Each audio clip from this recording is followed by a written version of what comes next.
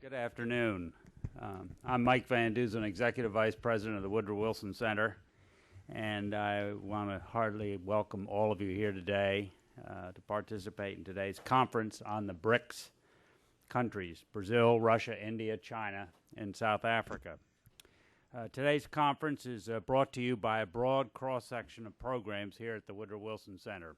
The Africa Program, the Asia Program, the Brazil Institute, the Kennan Institute of Advanced Russian Studies, the Kissinger Institute on China and the United States, and our program on America and the global economy. Rising Powers is one of the central themes of the Woodrow Wilson Center that we want to emphasize in programming going forward. Funding for today's conference is provided by the Wilson Center's federal conference funds. As you know, the original BRICS acronym traces its origin to a 2001 paper by Jim O'Neill, a Goldman Sachs economist, who analyzed the emergence of these countries as economic powerhouses. This analytical concept took a life of its own when the leaders of Brazil, Russia, India, and China agreed to hold regular summits to discuss a broad range of issues. The leaders met in 2009 in Ekaterinburg in Russia, and in 2010 in Brazil. In late 2010, the BRIC countries invited South Africa to join in recognition of the country's natural resources and as a gateway to the African continent. The group had held its third summit this past April in Sanya, China, with all 5 leaders present.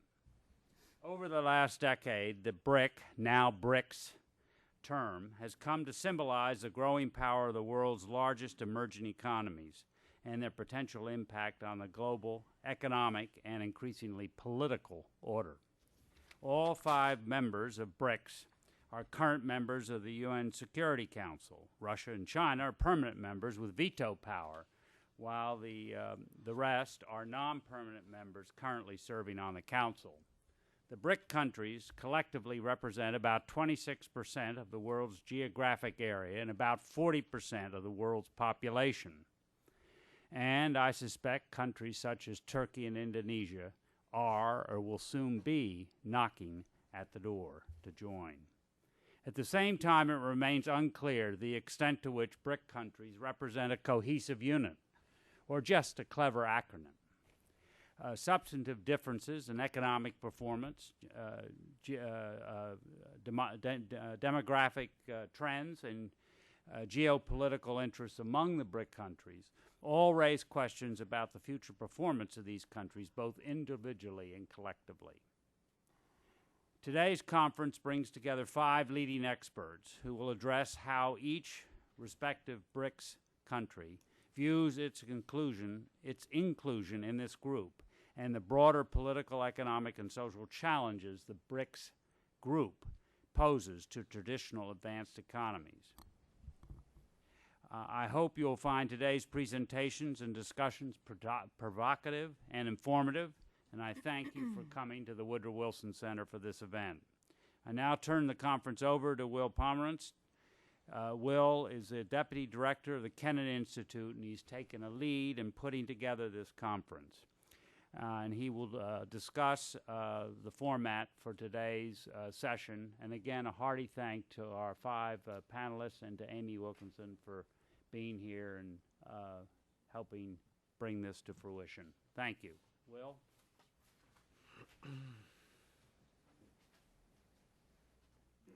Thank you, Mike. And I'd like to again extend a warm welcome to everyone here at today's conference. As Mike mentioned, I'm just going to briefly go over the format for today. There's still some seats, so everyone can slide into seats that are available. We should be pretty full up, but there should be room. There's room up front as well. I think the reserved seats are pretty much open for sitting as well right now. People can come on still. As Mike mentioned, I do want to just kind of go over the format for today's events. First, I'd like to ask everyone to please turn off their cell phones and BlackBerries and so forth, because that does interfere with our sound system. so please turn those off. We're anxious to make sure that everyone who comes today gets a chance to participate, and we have left plenty of time for questions, but you will have to be a bit patient before we actually get to the question and answer part of today's event. We will begin with a 15-minute report from each of the BRIC nations. As Mike mentioned, we have invited 5 experts on each respective country here today, and we want to give them an opportunity to discuss how each member state views its inclusion in the BRICS and to what extent this grouping of countries is helpful in understanding future international developments. We have prepared a panelist biography, so you should have gotten a list of their bios. They're a very distinguished group of speakers, and as I said, we're very grateful that they were able to come today. After the first group of presentations, we will have a coffee break and a chance to mingle. And then that will be followed by a moderated discussion by Amy Wilkinson. And then we'll have time for question and answers. We might not actually go all the way till 5:30, but we should have plenty of time to get to most of your questions. Anyway, I'd like to now turn the conference over to our moderator, Amy Wilkinson. Amy is an international trade specialist and public policy scholar here at the Woodrow Wilson Center. Thank you. So welcome, everyone. It's great to see an absolutely full room. As mentioned, I'm a public policy scholar here at the Woodrow Wilson Center. I'm also a senior fellow at Harvard University in the Center for Business and Government. I'm in the process of writing a book on global entrepreneurs. So I'm looking at innovative leaders in a new global economy. And I have the great privilege of introducing the 5 panelists. As mentioned, they will each give a 15-minute presentation. We're going to keep it very strict at 15 minutes. That basically means that an hour and 15 minutes from now, we'll take a break, and then we'll come back. But please be thinking of your questions now. We want this to be a very dynamic conversation. As mentioned, Mike mentioned the BRIC acronym started in 2001 out of a Goldman Sachs report. Obviously, it's Brazil, Russia, India, China, now also including South Africa as of December 2010. Over the last 10 years, the term has come to symbolize the rise of the emerging markets, as all of you know. The question that we're going to be asking or starting with is this really just a clever acronym, or is this a cohesive unit? Is it a cohesive group? Definitely there are differences between all of these players, geographic differences, economic performance, demographic trends, geopolitical interests, et cetera, et cetera. So the 5 experts here will start by talking about each of their individual countries, and then we'll open it up for a discussion of how all those countries work together. So just starting, you do have the bios, but I will introduce, starting here, and we are in order, Brazil, Russia, India, China, South Africa. We've got João Augusto de Castro Neves from Brazil, and he is a founding partner of CAC Political Consultancy, also a contributing editor for politics and foreign policy for the Brazilian Economy. That's a journal. Then we've got Mr. Fyodor Lukyanov. I hope I'm doing these names a fair service. He is the editor of Russia and Global Affairs Journal, and I see a copy here, so we can also do a little advertising for the journal. Then we've got Professor Inderjit Singh, Professor of Economics and Strategic Studies at the National War College, followed by Professor Wei Da. He is a research professor and director of the President's Office at the China Institute of Contemporary International Relations. It's a think tank in Beijing.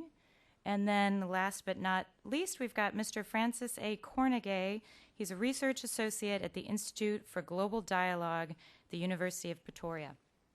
So welcome to everyone. They're much more inclusive and extended bios you should have on a sheet of paper, so please also ask about their backgrounds in the Q&A. But we will start with Brazil.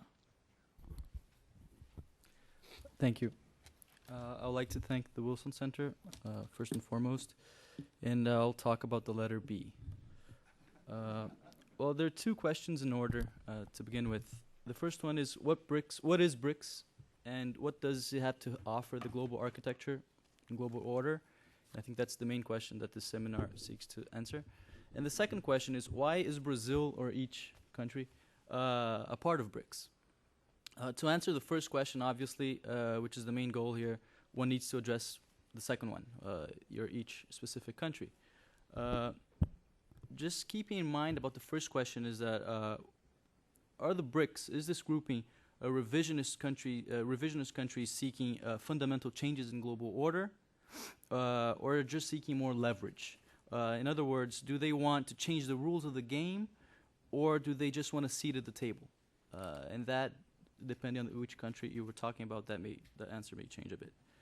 In order to understand Brazil's role in the BRICS grouping, one must understand how Brazil's leaders perceived the end of the Cold War, and how that event changed or impacted Brazil's foreign policy, for major foreign policy goals in the 1990s and in the year 2000 and to this day.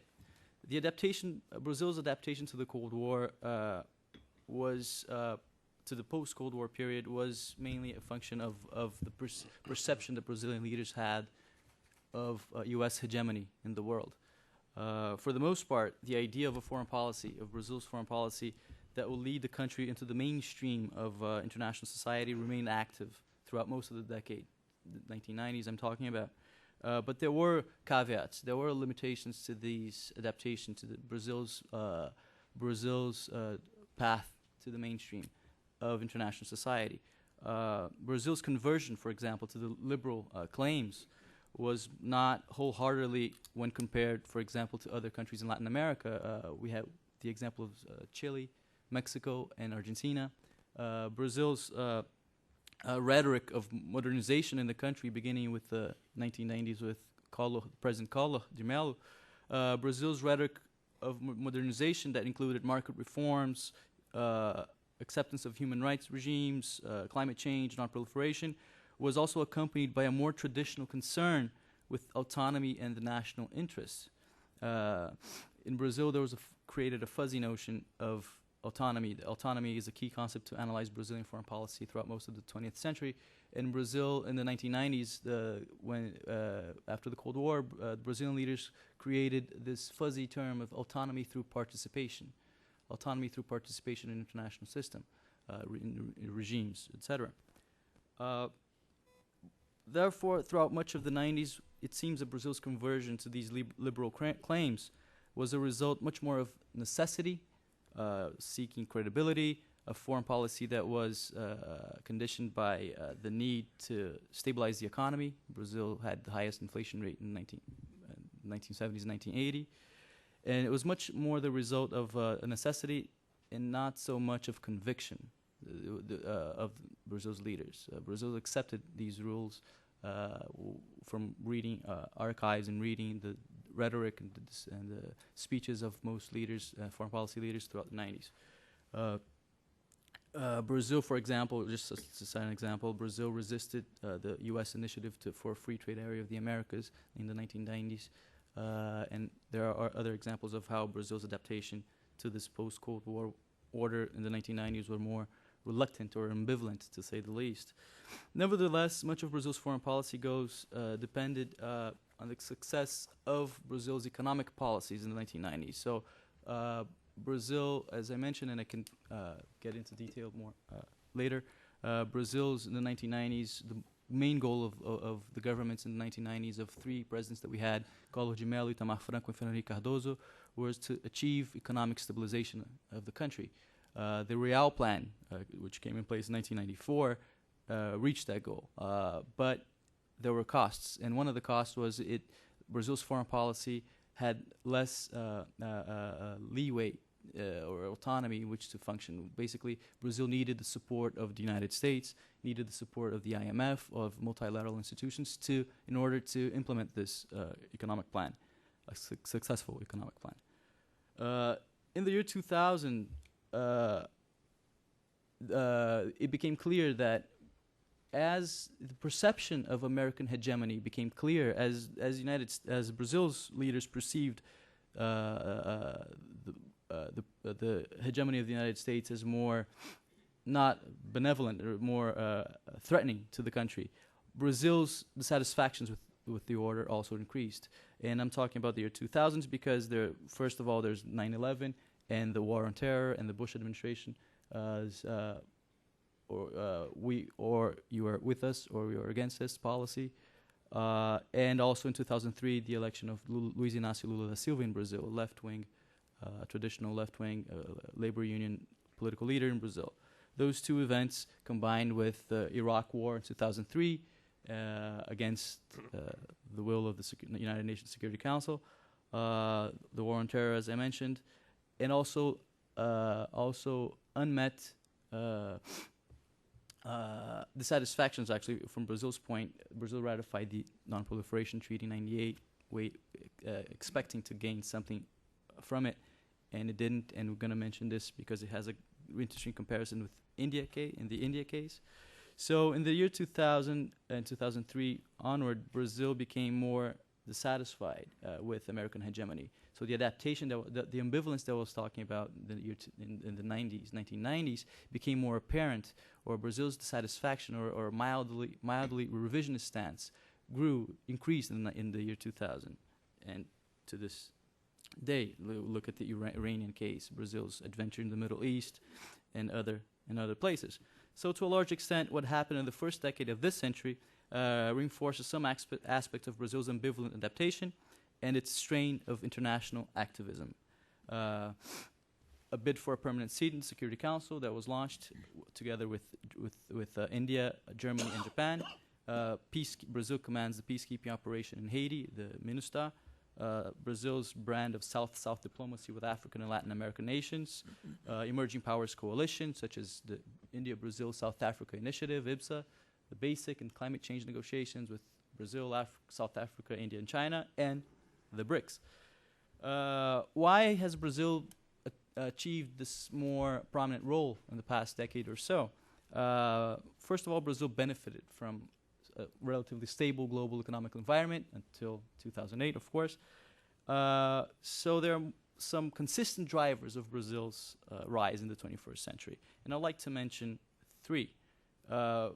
This is important, first of all, because we had a very successful, charismatic, and popular president in the past 8 years, Luiz Inácio Lula da Silva, and many believe that him alone was the case of Brazil's success, or for Brazil's newfound role in international affairs. That is partly true. Also, something to take with a grain of salt is the concept of emerging powers.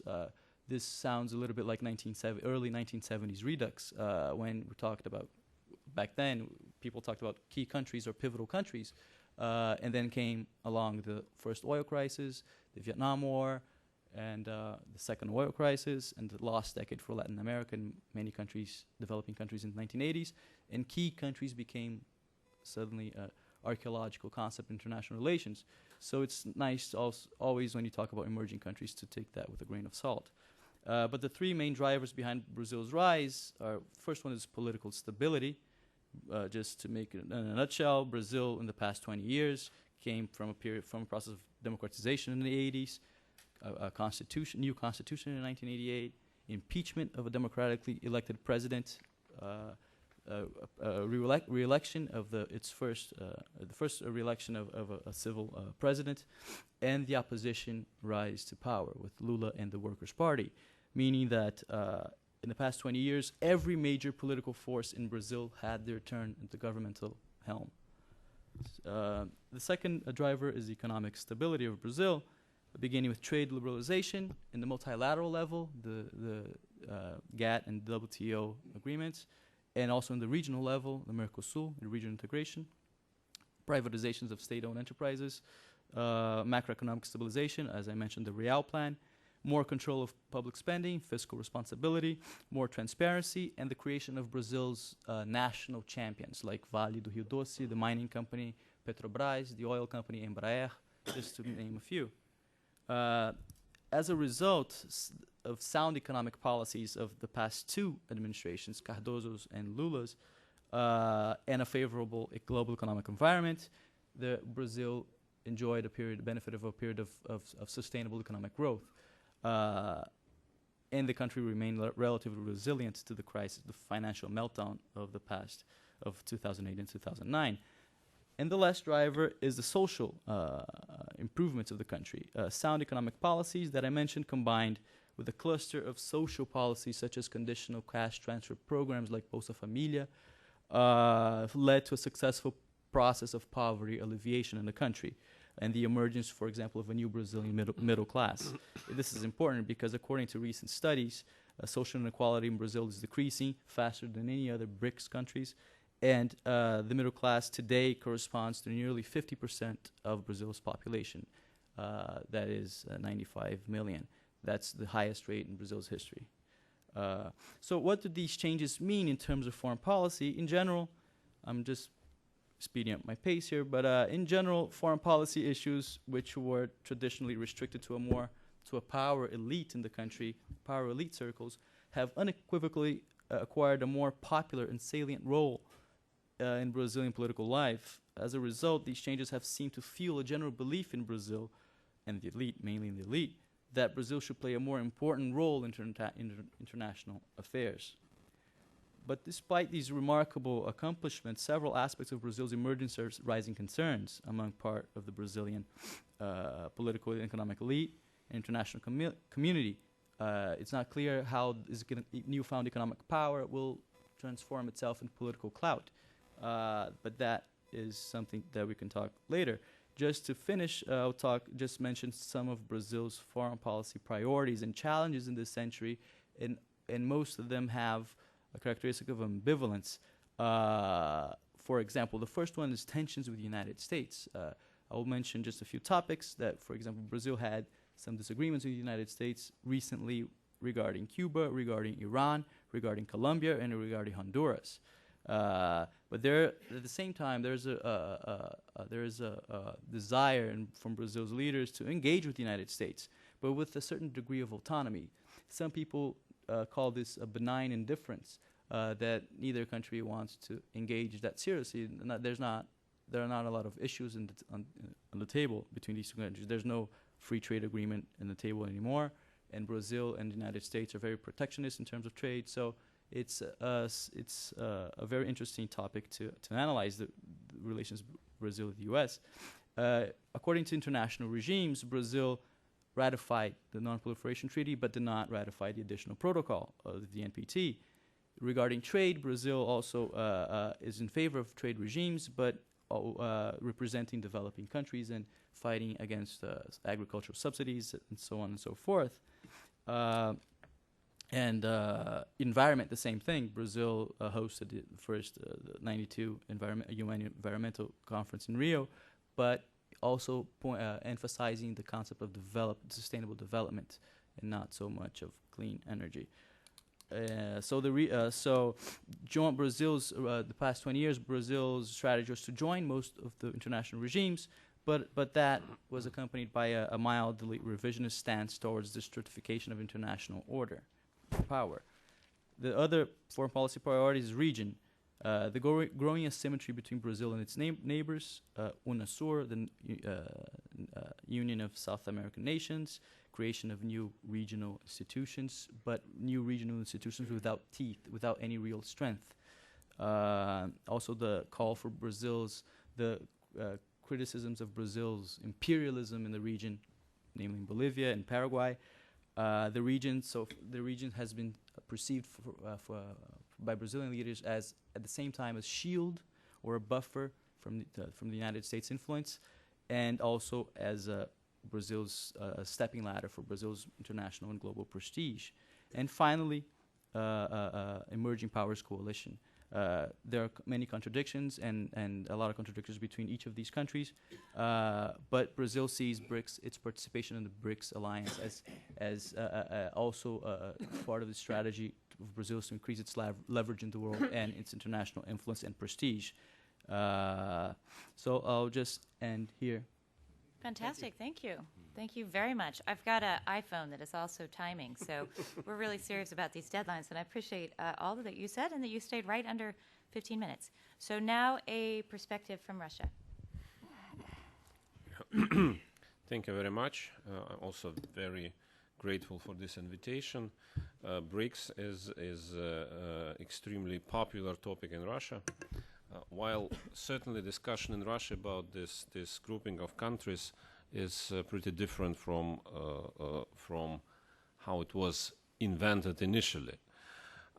Basically, BRICS is a very good illustration of the nature of international relations today, because it seems that the rule of we're living in the era of rule of unintended consequences. That different projects launched for certain reasons then bring us to completely different situation, sometimes economic projects, sometimes political, sometimes even wars. And BRICS is one of those because when investment banker from Goldman Sachs started to talk about that 10 years ago, that was about to become practical instrument to attract customers to emerging markets for bankers. And second, that was, of course, about economy. What we see today, especially as it is seen from Russia, this is about a very abstract idea, and this is about geopolitics. It's nothing to do with economy. Anyway, Russia is usually seen as illegitimate part of BRICS. I read a lot of publications, especially American ones, why Russia should be expelled from BRICS, that Russia is not at all an emerging market. Russia is a country in fatal decline, and it's absolutely senseless to talk about Russia in this context, which would be true if we would assume that BRICS is about economy. But again, 10 years after this idea started to be promoted, it's quite obvious that it's not so much about economy. It's much more about some attempts to build up new formats for political, geopolitical, and global discussions. Russia is, of course, a very strange part of this acronym, because Russia is not an emerging power. Russia is a re-emerging power, or a power which is trying to re-emerge after complete and disastrous collapse 20 years ago. And this psychology of collapse, which should be overcome, defined Russian perception of BRICS at the first stage of this organization, or this idea, because when Goldman Sachs suddenly said 2001 and then 2003 that Russia is part of a configuration which will economically rule the world in 20 or 30 years' time. That was such a big surprise to leadership in Russia and to population in Russia, because at that time Russia was still struggling to recover from economic disaster of 1990s. And that was, of course, an enormous gift to our propaganda makers to show that, look, this is American company which is telling us that we will be back again. And that was very important. Seriously, it was very important for new self-identification of Russian politics. And in a way, it was, if not anti-American or anti-Western, but it was, of course, important part of this balancing act to find a new place, while Russia felt and still feel itself as unfairly abandoned by the West. So this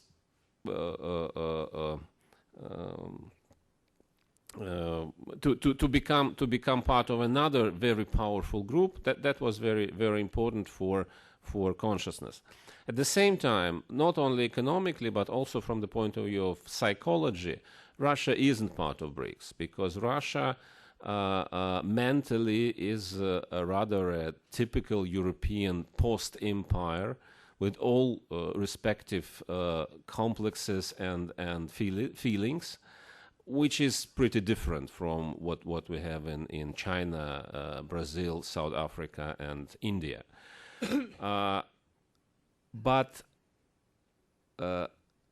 this feeling of just a joy that we joined this future club slowly changed to another approach, which is much more global and which most likely will prevail in years to come. And this is about feeling of erosion of all existing institutions, failure of traditional approaches which used to be applied to settlement of international problems. And we see, and maybe because of this experience of collapse which Russia has in a very recent past, Russian worldview is much more pessimistic, and sometimes it's even more realistic than worldview in the West or even in emerging countries, because Russia knows how it can happen, that all you believed and all you expected collapses. So in this regard, BRICS is seen in Russia as an attempt to find new approaches to international problems. And from this point of view, the obvious difference between all these countries is not a problem, but rather is an advantage, because it's really a unique combination of different cultures, different political cultures, different religions, different economic and political models. And this is a prototype for a new format, how to discuss things not inside a community with shared values like Western community or NATO or European Union or something like that, but when everybody has different opinions, but this is global world, when everybody has different opinions, but at the same time participants need to come to some kind of consensus or shared instruments. It does not mean that, so my Brazilian colleague just asked whether there is a revisionist group or a group which just wants to get more instruments inside the existing rules of the game. The question which many Russian scholars put is whether any rules still exist in world politics, because this erosion of institution means not only decline of structures, but also decline of different norms, rules, and international law. And this is not an attempt to rewrite rules. There is an attempt to find ways how to write rules which don't exist anymore. In the same way, certainly it can be identified as anti-American, for example, which we frequently can read in American U.S. press, in a sense that any powerful group of countries which not includes the United States automatically is something which United States start to be concerned about. But there is no anti-American intention in that. There is rather another feeling that there is time when other countries needs not to be against America, but to try to bypass America. Because at least in Russia, and I think partly also in China, United States today is seen as a source of serious problems for the whole world, a source of destabilization, especially in Eurasia. And the whole decade after 2001 was actually a manifestation of that, at least as it is seen in Moscow and Beijing. So there is an attempt to find ways how to bypass America, and then from the new position to maybe to cooperate or to try to find new ground for discussion. Of course, it's easier to create a theoretical framework for BRICS than a practical one, because a very recent story, for example, when my country, Russia, demonstrated a fantastic ability to be hyper flexible, is the situation with the election of new Director General of International Monetary Fund. Because that was actually a very good moment for BRICS to show that there is a group of countries which has something to say. I didn't see any big interest in China or in India and Brazil to really fight a struggle against Europe in this sense.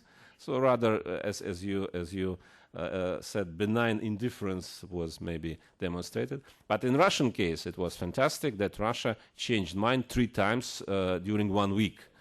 First, Russia officially endorsed for this position a candidate from CIS, the central banker of Kazakhstan. 2 days after, Russia joined an official statement from BRICS, which declared that it's time for emerging markets to take this position, and Europe should not have it.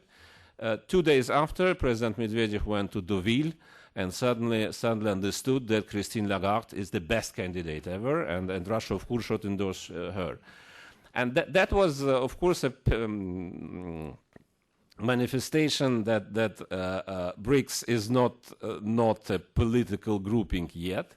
At the same time, if we look at UN Security Council, this is a different picture. That vote on Libya, for example, or some other important resolutions and decisions, we see much more of cooperation between BRIC countries now than it was a couple of years ago. So this is an example of this unintended consequences and self-fulfilling prophecy, because when this acronym came, nobody, of course, expected that it will live so long, and that it will evolve into something more international and practical.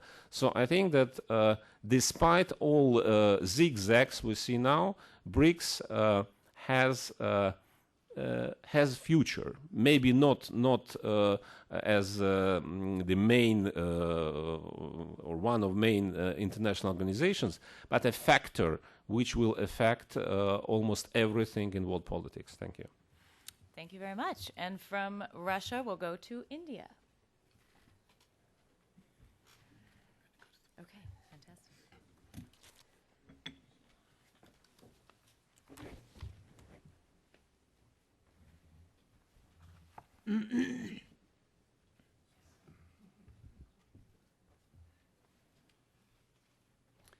Again, I want to thank the organizers for giving me an invitation.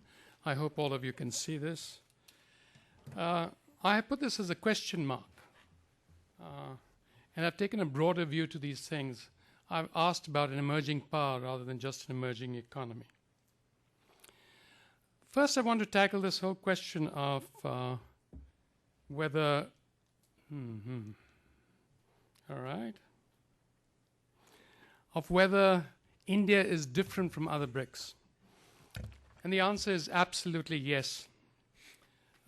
First of all, India does not have the same demography as the other BRICS. India has a large youthful population, and there's a massive youth bulge. It does not have an aging population like China and Russia. It also has enormous diversity. It has many daunting challenges. First of all, look at this. A nation in the European context is defined, as usually people who speak a common language or within some natural boundary in space. Actually, India is fragmented by caste, by languages, by religion. I've put out the percentages there. By class, strong differences in incomes and living standards, regional differences between the north and the south, and of course, ethnicity. So to begin with, India is a very, very difficult country. And none of these other countries, China, they all speak Chinese, Brazilians speak Portuguese, and so on. Indians speak, have a look at this. This is just one of many, many Indian languages in the Constitution, and each has its own script. The only common script, the one on top, the Hindi Devanagari script, is required if you go to college. And of course, the most common script and the most common language of business is English, right? So integrating this kind of nation is a very, very difficult task. So what binds India? And the answer is India is really a long millennial civilization. It has the same place on earth as China's civilization. It's a civilization of tolerance of differences and ideas. There's a sense of Indianness today, and acceptance of democratic, secular, and socialist principles. The strong dedication given to democratic structures by the leaders, Gandhi, Nehru, Patel, Azad, and others. And above all, it is the practice of democracy for 60 years and more that has made India what it is. Here's what India got on the left at partition. A totally fragmented country, which was divided up into 3 separate parts. On the left would be Pakistan, on the right East Pakistan, later Bangladesh. And on the right is what India is today, 28 states, 6 union territories, 1 national capital. And this was all done democratically. And I've listed the main areas in which democratically changes were made to the constitution to incorporate more and more states. India's democratic institutions are very strong and very deep. There's a flexible constitution. There's a strong center. When there's disturbance, presidential rule can be required. All powers in the center except those given to the states. There's a decentralization of governments and parties. There are 2 broad coalitions. A left center under the Congress, a coalition of 19 parties, and right center under the BJP with about 13 parties. So it is, they would say after Nehru what? They thought India would just disappear into chaos, but India has managed to continue with coalition parties quite well. Here are other things which India has amply: free press and media, independent active courts, India's mandarins, its administrative services, which are the backbone, the civilian control of the military, one of the most important elements in a developing country, and a strong, very, very strong civil society. There are over 2.5 million NGOs operating in India today, most of them Indians. Now let me turn to the economics of it.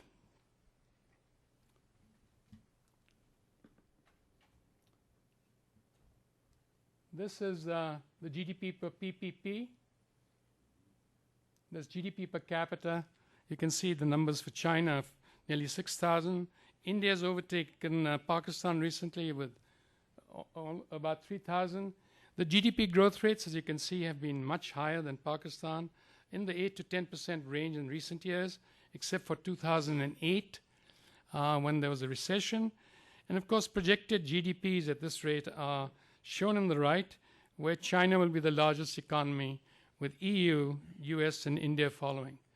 Of course, GDP, total GDPs don't mean much. It has to be GDP per capita that one wants to look at. Here are some other charts. India's growth of exports has been phenomenal. This last year, they grew by 26%. It is projected by 2025, India will be exporting over $500 billion of exports, not compared to China, which will be about $1 trillion, but nonetheless quite significant. It is also one of the largest centers for software industry and has gone from almost nothing to 87 billion. Its recent importance in the purchase of defense equipment has also hit global markets. It is one of the largest purchasers of foreign defense material today. And its trade to GDP ratios have risen from almost below its neighbors to much higher than its neighbors. So it's grown very, very quickly into a global market economy. However, and this however is why I believe India faces many, many challenges. First of all, look at its poverty.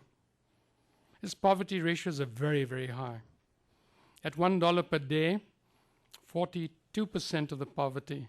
Now that's 42% of a billion people, say. That's 420, 450 million.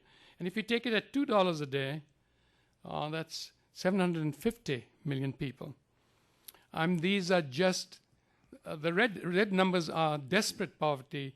The blue numbers are merging towards middle class, but it is a real burden on the economics in India. Secondly, these Gini coefficients show that India is better off than China's inequality, but actually cheek to jowl, if you look at the gated communities in India, and if you look at the bastis, the slums outside these gated communities, those who have never been to a poor country will see what a shock that can give you. It is also a country which has not yet delivered either health, nor has it delivered services and safe water, nor has it delivered literacy rates. I remember one of Mao Zedong's quotes which said, "It takes two hands to lift up the sky." Well, with women participation in literacy rates with India and Pakistan, you can see how low they are. Until you get 90, 98% literacy, India is not going to go very far. It's one of the basic things that India has neglected. Yes, it has institutes of management and institutes of statistical sciences and institutes of technology which match any in the world, and it produces 250,000 engineers a year. But its basic education, 0 to 12th grade, is missing. Further, India has severe constraints. I've only shown some pictures of it. It has massive deficits in energy. It is scrambling for oil in the same places that China has, except it finds that China has been there 5 to 10 years before. Nonetheless, India is scrambling. It has also opened up recently its shorelines for foreign entrepreneurs. But for nearly 5 decades, India kept the offshore exploration to itself. There's no way in which there can be oil in the Middle East and oil in Burma and not oil in India in between. All due to the governance of the country, where it had an autarkic policy with regard to energy. Look at the water. India now is among the most seriously affected by water. Everywhere in India, the groundwater withdrawals exceed the recharge from the Himalayas. And of course, its infrastructure shortages are enormous. That's just a picture of the traffic in Delhi. And finally, India is extremely corrupt. Its category stores can be shown. It has weak accountability and oversight and regulation. Those anti-corruption rule and law are very strong, but the implementation are not as strong. And it has caste discrimination, human rights failures, communal politics, over-regulation of the economy, government inefficiency, and as I said, corruption. And finally, it has internal insurgencies in many districts. These are called Naxalites, which have affected nearly 170 districts. It's a low-level insurgency right now. Finally, look at these figures. This is the cost of starting a business as percentage of income. I mean, look at the percent. Look at in Singapore, to get electricity takes 36 days, and 0.7% of the income per capita to start a business. Look at India, 56.5% of the per capita income, and it takes 67 days to build a warehouse, and to get electricity, and 195 days to build a warehouse. Of course, China is still worse because of its over control of its land resources. And finally, this is what I want you to know about India. On the left is a picture of how people steal electricity can see this on every street, in every major country in India. And on the right is the Bombay Stock Exchange, one of the most modernized, computerized, most effective, decentralized stock exchanges in the world. They introduced computers and computer trading before the New York Stock Exchange did. I'll be more than happy to answer questions that have arisen from that. My answer is India truly a regional power, and my answer is not yet, not by a far stretch. Thank you. Thank you very much. Are you going to do a presentation? Okay, great. And we'll shift to China. Corruption and anti-Americanism. Taking my time. Perfect, yes. Great, thank you.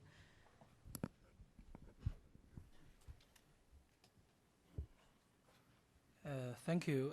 Before I start my presentation, I would like to thank Wilson Center for having me here with the distinguished panelists and audience. I will talk about, in 15 minutes, a Chinese perspective on the BRICS.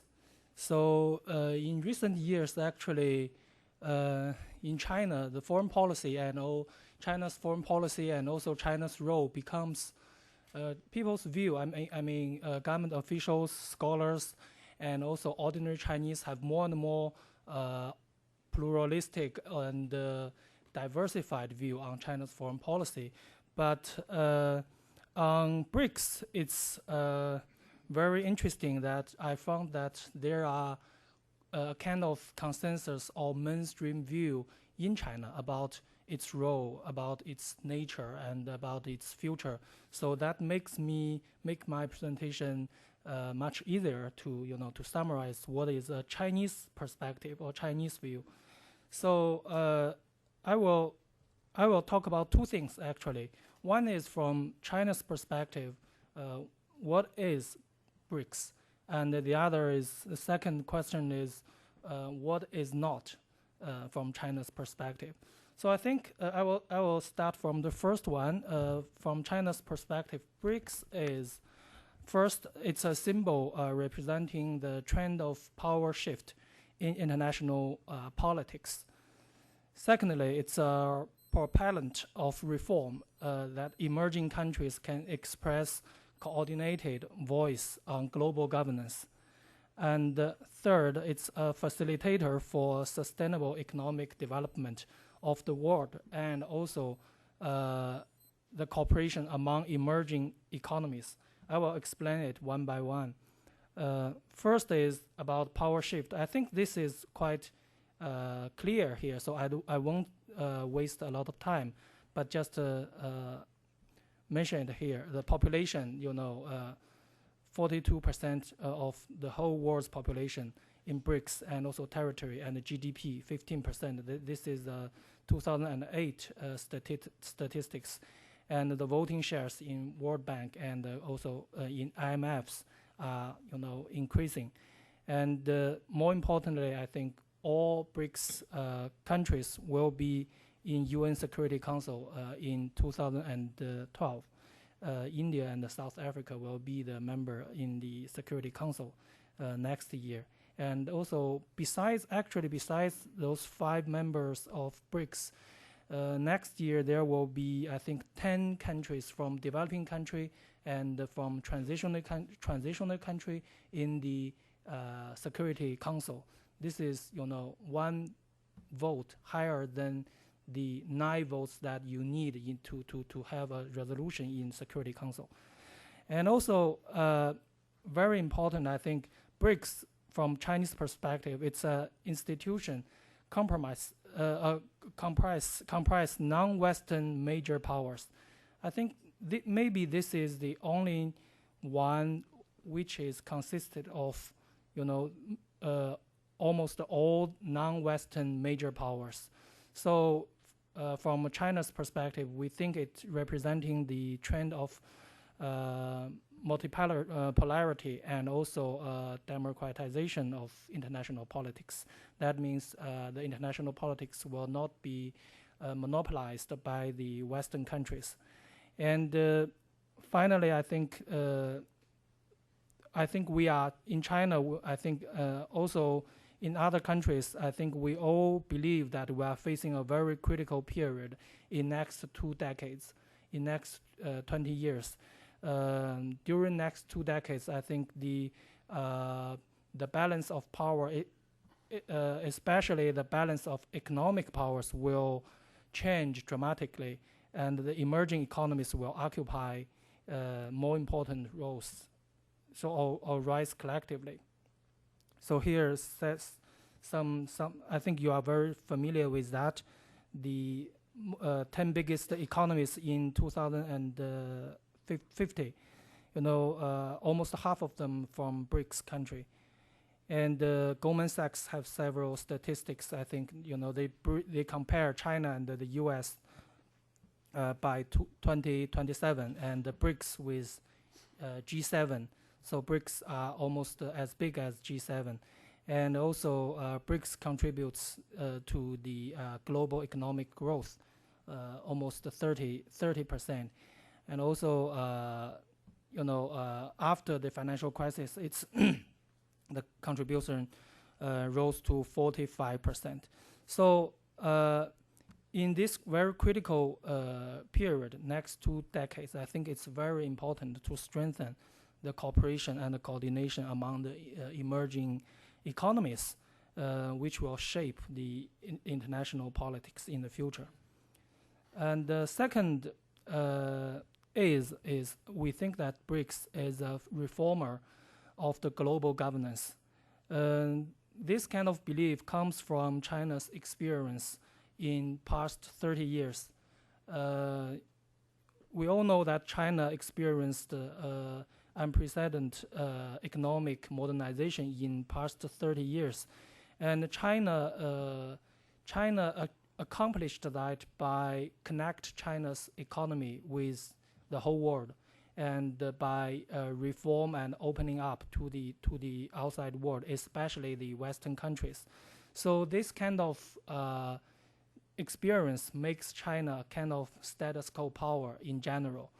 And also, because China emphasizes on the sovereignty, on the power or the capability of a country or state, Chinese mainstream view believes that the major power cooperation is the most effective way to support and to reform the international institution and the international order.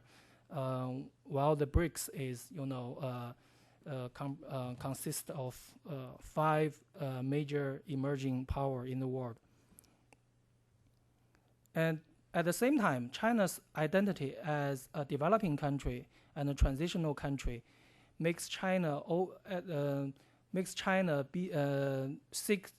seeking to reform the problems in current international orders. That is, China, generally speaking, China is status quo power, but at the same time, China think there are some problems in current international regime that need to be reformed. For instance, I listed several of them: the underrepresentation of developing country in international institution, and some kind of political principles and norms like the interference, unilateralism. I think this is showed very clearly in the recent statement by BRICS on Libya issue. And also, I think there are some different opinions in China about developing countries' responsibility on some global issues, especially the climate change. And also, China think that because China now, many people, because China's economy is the biggest one in BRICS, and many people think that China is if you choose only one emerging economy, maybe it's China, then China is facing very heavy international pressure, especially from the West. So China think a kind of collective efforts of reforming is better than a kind of unilateral efforts from China.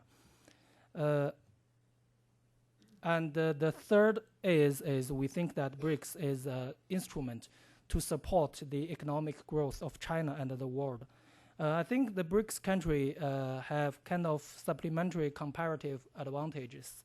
For instance, China has, we have labor, we have very strong manufacturing sector, but in India have younger generation, younger population. India have IT and the service, have language advantage, and Russia and South Africa and Brazil have they have technology, they have energy and also important materials. I think China think that this kind of cooperation is very good for China's economic development. And also, we already have kind of bilateral economic cooperation. That China is the biggest trading partner of Brazil and South Africa now. And China is also the major partner of Russia and India. We can see here the graph. Of course, the cooperation, the level of the cooperation among the BRICS is still limited now.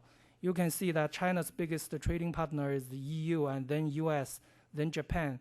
If we put all other 4 members together, it's still, the amount of trade is lower than China, Japan, only a little bit higher than cross-strait trade between mainland China and Taiwan.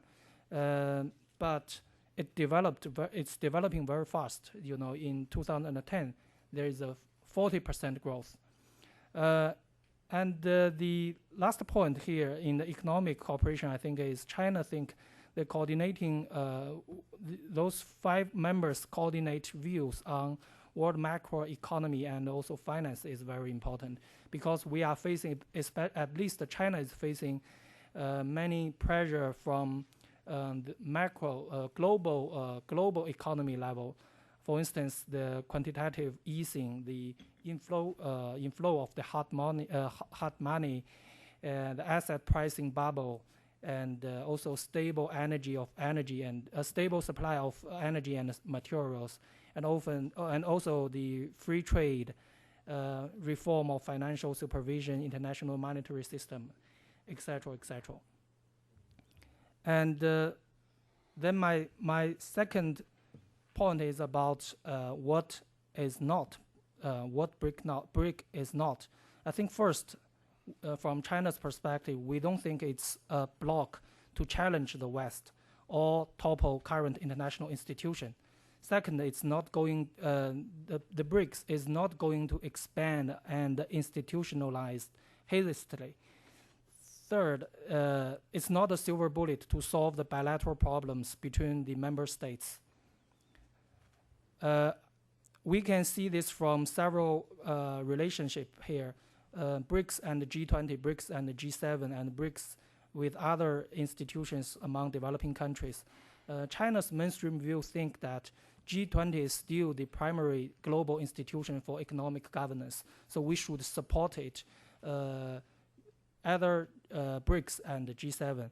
So we need to maintain the momentum of G20. We are facing some problem of G20. It seems that it's going to lose some momentum after the crisis. And at the same time, we think that BRICS and the G7 can be partners under the umbrella of G20. And the interaction and the cooperation between G7 and the BRICS is vital for both and for G20. And BRICS can be a bridge between the developed country and developing country. And both G7 and the BRICS should not compromise the capability of G20. And I will go to my conclusion. This is the question that Mr. Pomeranz gave us. What unites and what divides BRICS? I would rather use limit BRICS. I think what unites BRICS are, on the one hand, the aspiration of playing a bigger role in international affairs, and the common interests in sustaining economic development in the turbulent post-crisis era. But at the same time, I think there are several things limits BRICS' future. I think first, this is interdependent age that we cannot, we need to maintain good relations with both emerging country and the developed country. Secondly, I think there are many bilateral problems between the member states of BRICS. For instance, China, India, and maybe China, Russia, and also China, Brazil. I think it's also true to other member states. We have many bilateral problems. And the most important limitation, I think, is the readiness to play a bigger role. That is soft power. Even if we want to play a bigger role on global stage, but we still psychologically and intellectually we are not very ready to play.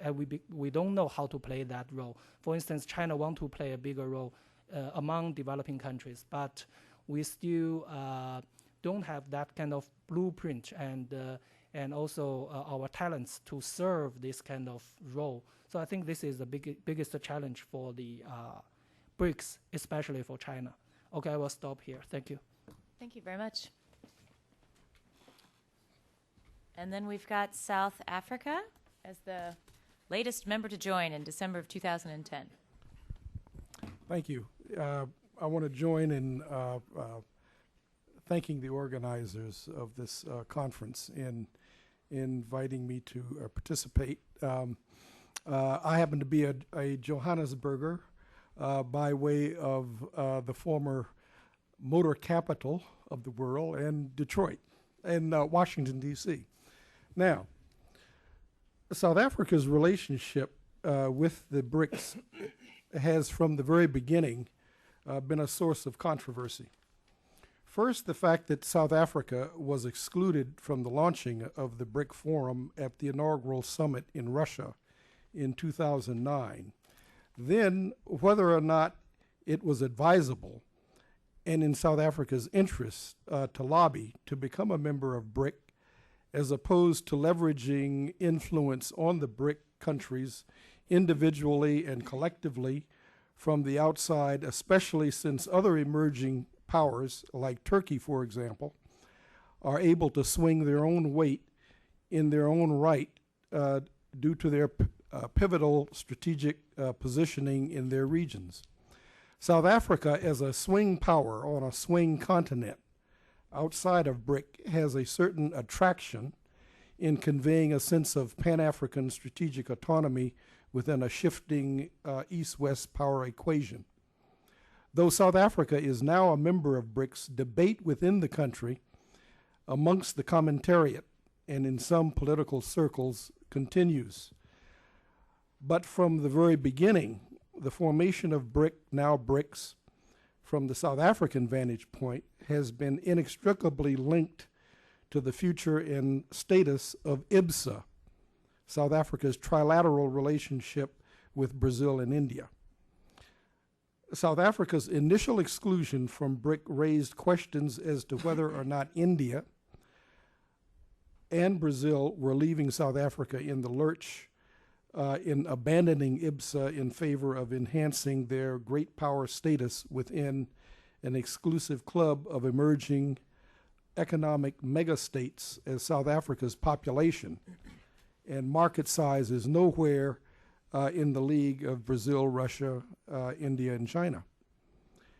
And for this reason, there remains ambivalence about whether South Africa, as a member of BRICS, will prove to be less a gateway and more of a stepping stone for other member countries of this group in accessing the growing African market. In point of fact, all three members of IBSA remain committed to their trilateral relationship, which has over the past several years developed a track record of functional cooperation in a number of sectoral working groups. There are at least 16 or more, including a joint development fund, which is run out of the UNDP, and strategic cooperation in the IBSA-MAR, naval and maritime exercises. So there is actually a potential geostrategic logic to IBSA relating to the South Atlantic and the Indian Ocean that is lacking in BRICS.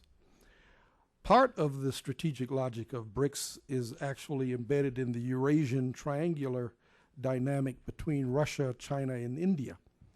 BRICS, meanwhile, is still trying to flesh out its cooperation priorities and mechanisms of coordination, while individual members navigate ambivalent relationships at the bilateral level, as we've just heard, not to mention dealing with their own domestic economic challenges that complicate their individual and collective efforts at reforming global economic governance. The issue of a new IMF managing director being the obvious case in point. Indeed, BRICS could be likened to something of a hybrid coalition with a Sino-Russian Shanghai Cooperation Organization dimension overlapping via India into the trilateral IBSA focus on the global south, with South-South cooperation among developing countries being much closer to IBSA's terms of reference than BRICS. This is also revealing of differentiations that have cropped up between emerging powers on the one hand and developing countries on the other, including those that are least developed, many of which are situated in Africa. These differentiations or contradictions present challenges to the global economic governance aspirations of BRICS. As for South Africa, being a member of BRICS constitutes a challenge in terms of how, as a smallish, middle-income, semi-developed country, it is going to exert clout within such a group, how it will influence other BRICS countries in pursuit of their African agendas.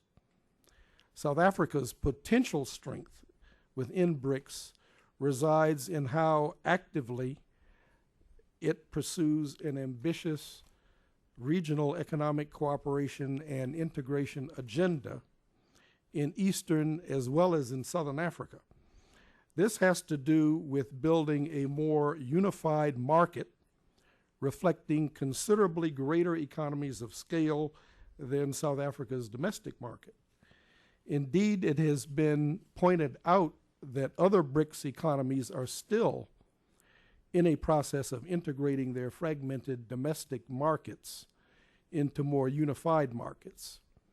In Africa's case, the problem is not just the unification of fragmented markets, but the need for political integration as well, something that the BRICS countries the big BRICS countries do not have to confront.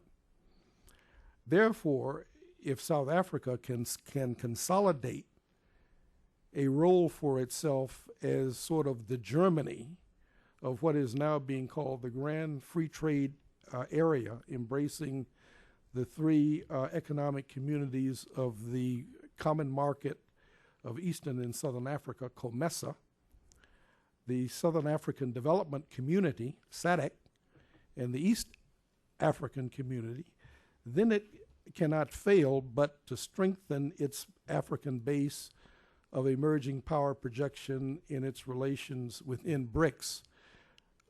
This would constitute South Africa's strategic economic depth. For here, we are talking about a potential market of close to 600 million people and growing. Africa being projected to have a population at mid-century of 2 billion people, bypassing both China and India. In the meantime, the diplomatic priority that South Africa has afforded BRICS, and to some extent IBSA, has generated debate among South Africans about whether the government is properly balancing its clubbing with emerging big powers on the one hand and its African agenda on the other, so that its commitment to the continent does not take a back seat to aspirations of being the sole African member of a club of big powers which South Africa is not, and which South Africa does not aspire to be, actually.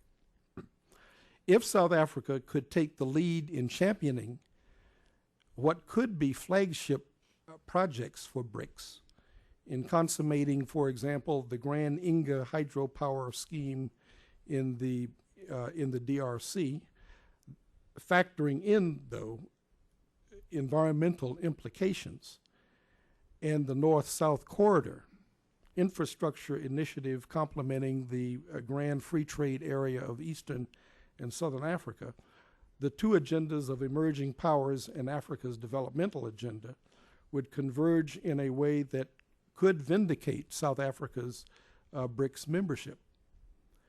Along with meeting these challenges and dilemmas is the growing challenge of governance within South Africa itself.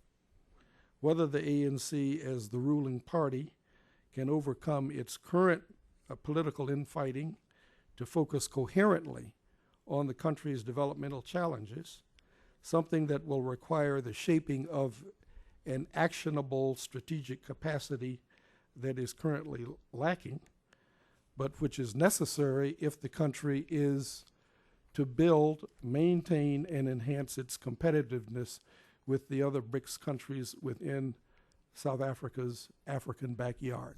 Thank you. Fantastic. So we will take a short break. Please be thinking of all of your questions, and we will come back for a moderated Q&A and then an open floor question and answer. I believe the break is 10 minutes, 15 minutes. So please come back.